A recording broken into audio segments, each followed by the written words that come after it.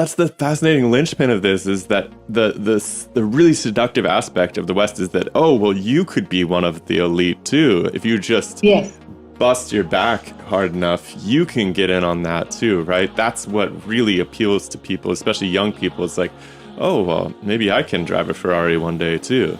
Yeah, and I think that that's what you were trying to point to by asking this question about what drove the boys to adopt this so readily, which is, to me, it seems like the ideas that are brought from the West are almost weapons-grade mythology.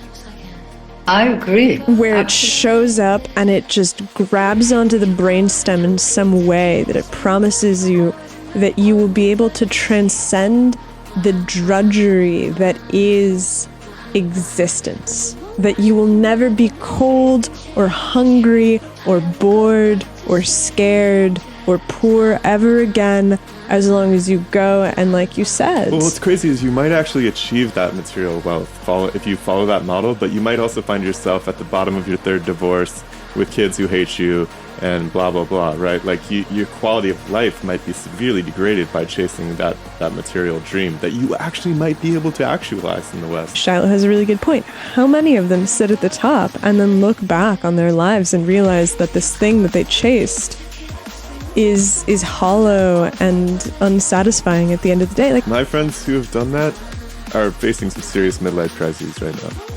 Yeah, every single one of my friends that has chosen a conventional path, it's like Shiloh. Very comfortable. They're making 6 figures, whatever they're doing. They got the Porsche and everything. They're all like, man, I screwed up.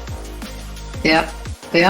And that also is hopeful. That's partly when I'm seeing it even in Mumbai and Beijing, that very quickly as people have gone in and succeeded, they feel the emptiness, they feel the loneliness, and also the immense time pressures.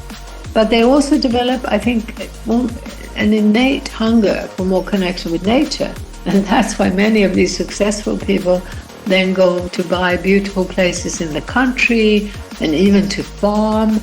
And certainly the elites, who have been able to go into that urban success story, going back historically, have spent a lot of time in nature, have had, the privilege of having beautiful places in nature, riding horseback, sailing, hiking in the mountains, visiting remote places like Ladakh and Bhutan.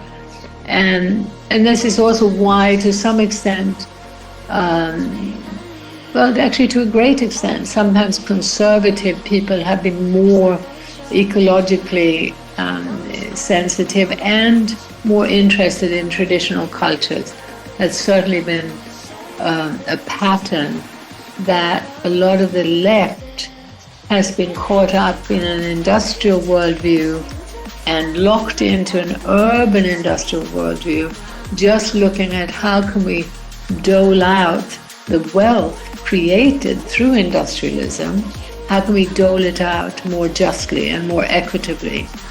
But they haven't questioned this extractive global system and its enormous ecological impact, which means the destruction of the real economy. It means the destruction of, every single thing we use comes from the earth, every single microchip, every last thing. And as we gouge out and poison and destroy that earth, we, of course, are all suffering from it. By the way, I call it neo-indigenous, ancient futures, learning from ancient nature-based cultures. And I think it's very important to stress that those nature-based cultures were inevitably more feminine. So, ancient futures or local futures are feminine futures, and that the entire system has dragged us into this competitive, fear-based, warlike system, which is hyper-masculine. And we all need a big dose of the feminine, women as well as men.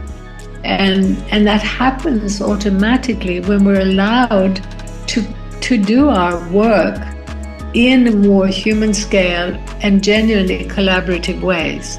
One of the things that we didn't mention earlier that you should remember is that one of the keys to more collaborative relationships is not to segregate children into separate age groups.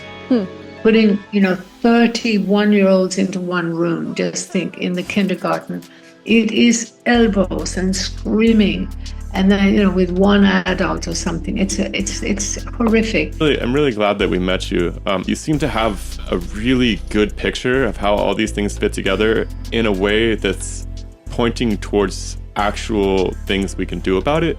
And like I said, it's been really depressing for me in this podcast project, because a lot of the people that I thought I would align with, when I finally met them, it was horribly depressing, because I see them either basically saying we're screwed and we should just party, or pointing at one of these broken corporate narratives. And it's so hard to find somebody who actually gets it.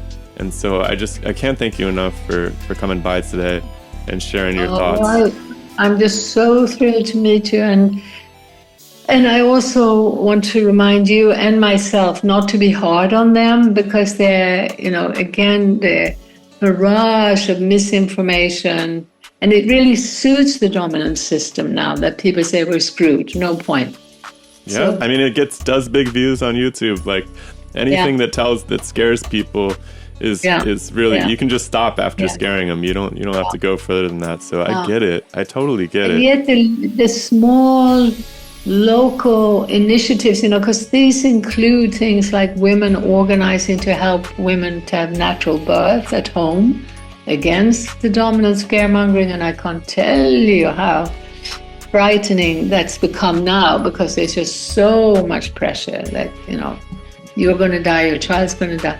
But everything from that, or the death doulas. We just had 2 deaths in the community in Totnes in England. We had these beautiful community funerals where, run completely differently, and with them being able to be buried in beautiful land sites nearby, with amazing view over the river, and, the entire process. And the initiatives to do that are all part of this broader localization movement. It's small, it's local, it's human scale, people who know each other.